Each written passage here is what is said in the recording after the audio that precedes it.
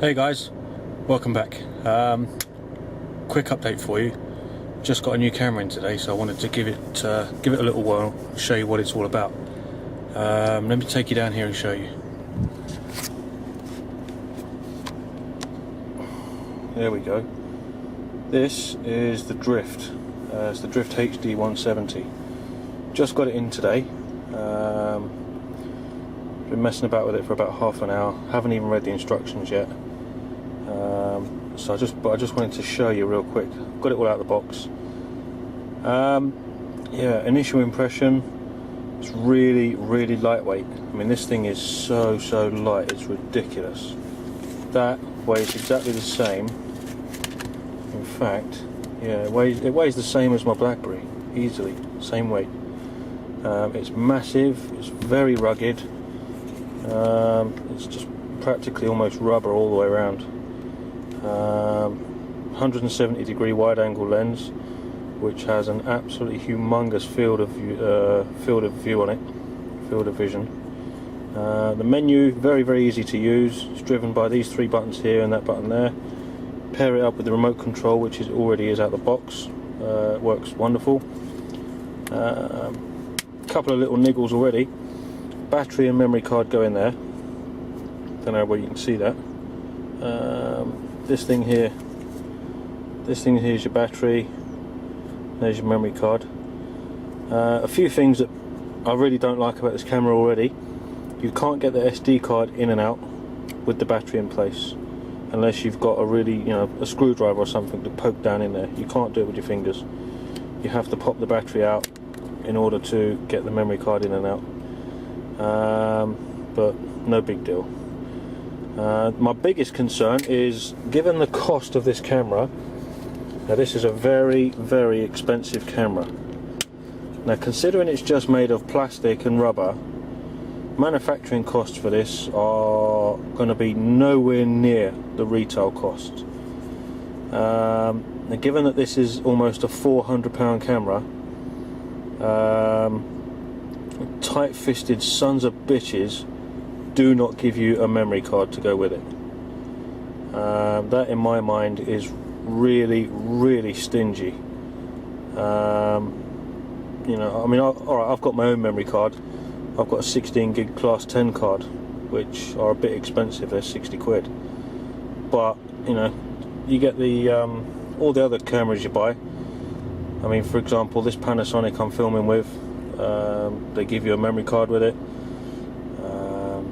The V.I.O POV even comes with a 4 gig memory card, so you can shoot straight out of the box. But this one, they don't give you anything.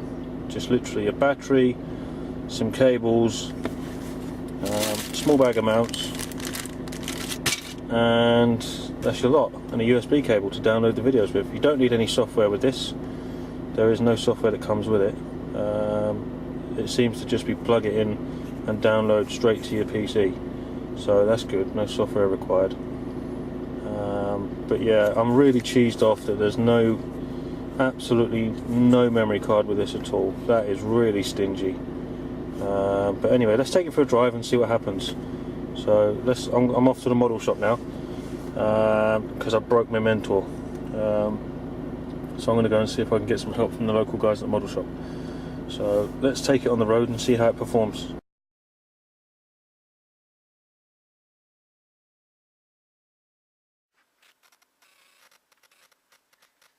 Right, here we go. Off to the model shop. Got the Drift 170 HD.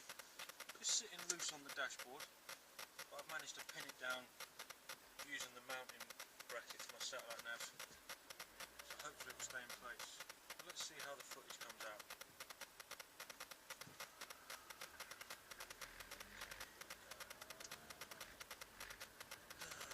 I'll leave the radio off for this, just to see how we get on. It's 8 o'clock in the evening now. The sun's going down. 29th of July today. So yeah, summer's almost over.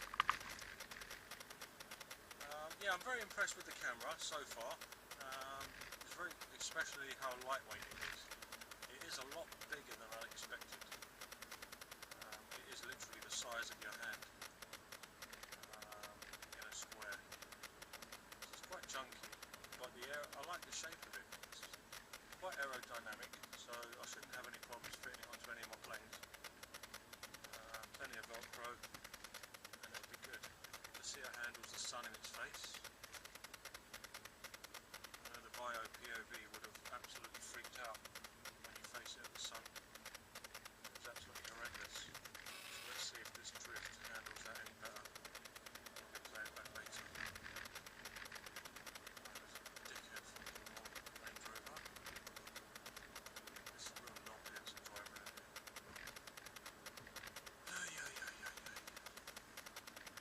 The good thing is you can capture it. I have no idea how long the recording capability of this camera is. So this is literally the very first recording out of the box. I've got a 16GB memory card in there, and it's a class 10 card as well, so it's very, very fast. It's one of the fastest memory cards you can get. So hopefully when I stop the recording, the camera should be ready to go again really quick. But we'll see.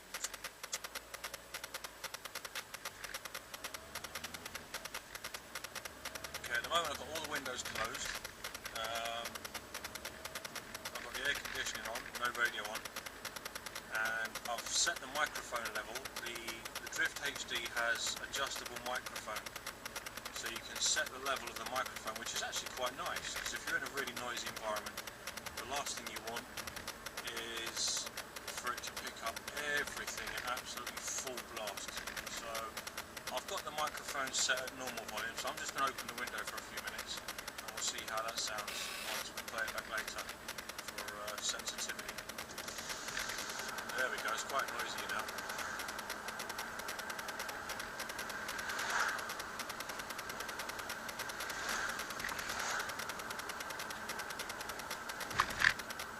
It's actually bloody boring driving without the radio on.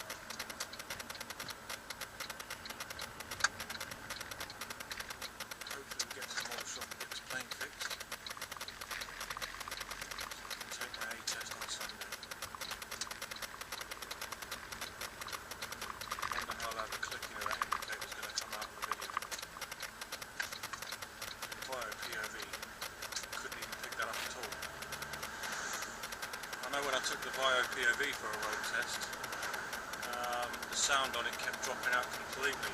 The microphone on it was on a couple of feet of cable, and I had the microphone right in front of my mouth, and the audio was constantly dropping out to the point where it was like it had no microphone at all.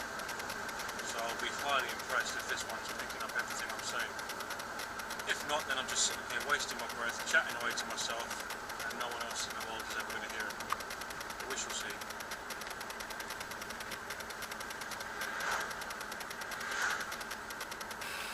Come on! Can't go any slower.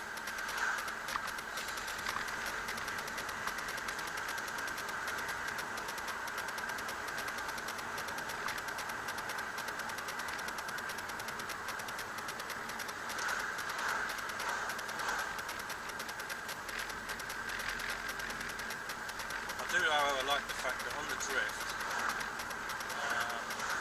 with the rubber, all the rubber that's on the drift, it seems to just sit on the dashboard without sliding around. I've literally just pinned it down. I put it underneath the sat-nav mounting and just folded the sat-nav down to hold it in place. So there's absolutely nothing holding it in place except for the sat-nav with the mounting clip for the sat-nav that's resting against it, and it isn't budging at all. So it seems good so far.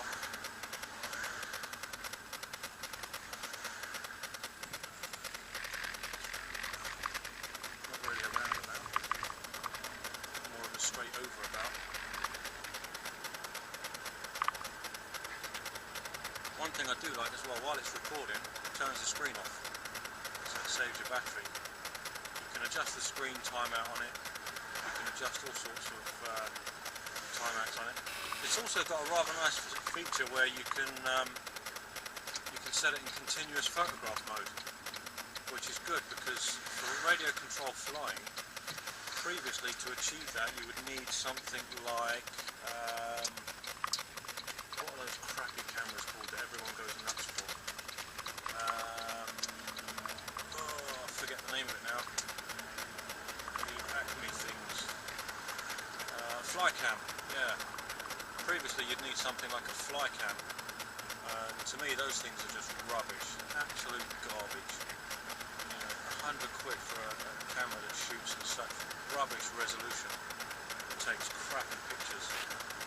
I bought a Flycam Eco not long ago, 40 quid, brand new, and the resolution on the pictures is just shocking. You know, my mobile phone, the BlackBerry, at 1.3 megapixels, takes far better photographs than the Flycam does. So, you know, if you're going to take aerial photography, why even bother with something that's going to take absolute crap photos? It's just a waste. So, yeah, this thing it's got a continuous photograph mode, 5 megapixel resolution on the camera, and you can set the interval at which it takes pictures. Something like 3 seconds, 5 seconds, 10 seconds, 30 seconds, which is more than adequate. It's actually quite good for radio control flying. So we shall see how useful that comes out once we get the Mentor back up in the air.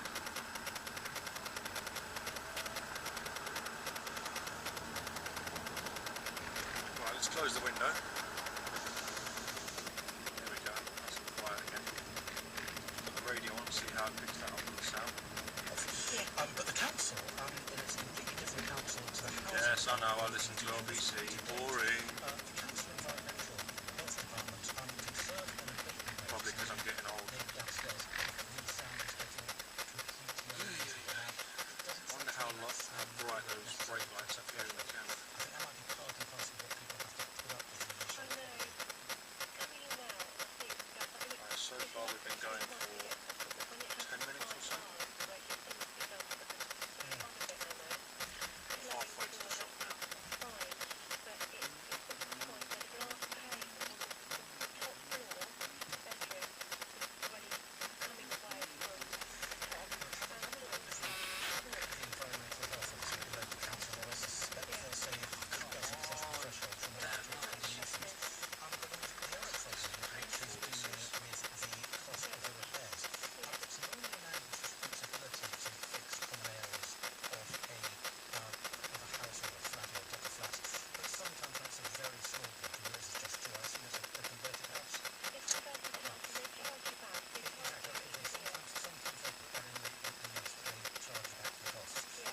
Interesting to see also what format these videos come out in. Thank God they're not AVI files. AVI files would be dreadful. Sick of them. I'm minding to keep my language down as well. I'm going to swear a hell of a lot when I'm driving. Something that the wife isn't too keen on.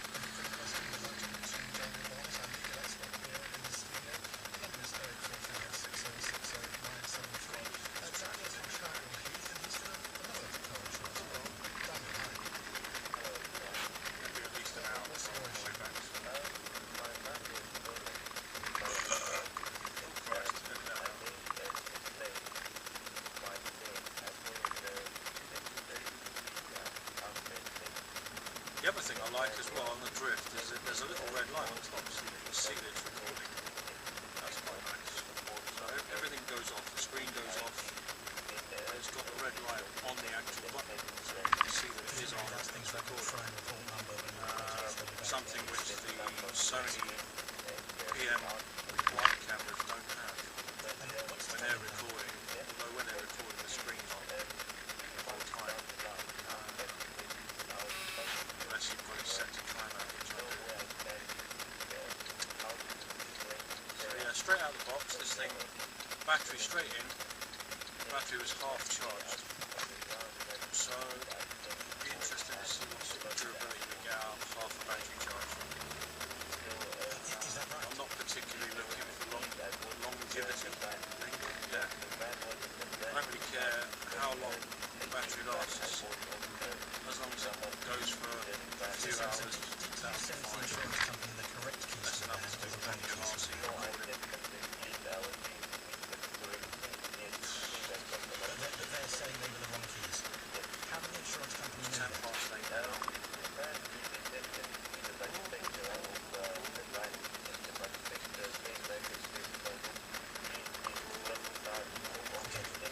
Have you seen the report from the manufacturer? First thing you need to do is ask the insurance company for a copy of that report to make sure it says what they claim it says, because sometimes people just misinterpret things. If you don't get any joy with that, you've got two options. Option number one, it's unattractive, I know, it's possibly the quickest option, is to sue your insurance company. What's your Good idea? idea, actually. Okay, so it's a small claim, which means it only costs you about £70 to issue a claim. Option number two is to, and this takes a little longer because it's a bit bureaucratic, is to submit a complaint after you've put in a complaint to your insurance company. So far, quite a bumpy journey. And their website address It is is quite a bumpy journey going to this model shop. The roads aren't exactly brilliant. Camera not moving it. And they'll be able to look at this and Looks like I won't need to decide make whether the insurance company is acting reasonably. any special The insurance company presumably thinks that because you sent what they think Spit is it a out. set of keys. I won't need to make any special modifications to my dashboard to get this camera to stay on there.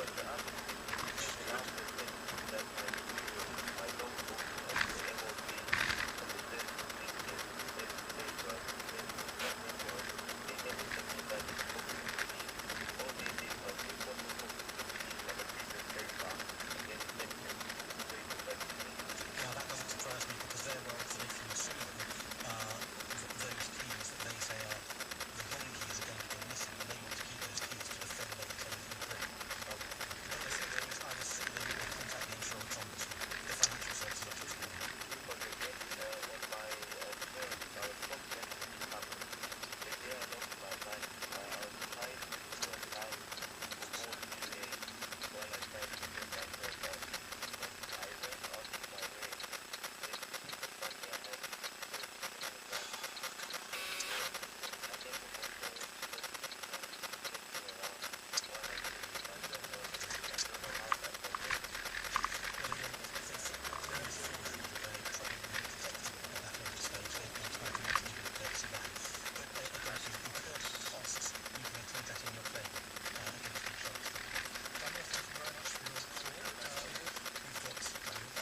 Favourite model shop, Avicroft! Yay!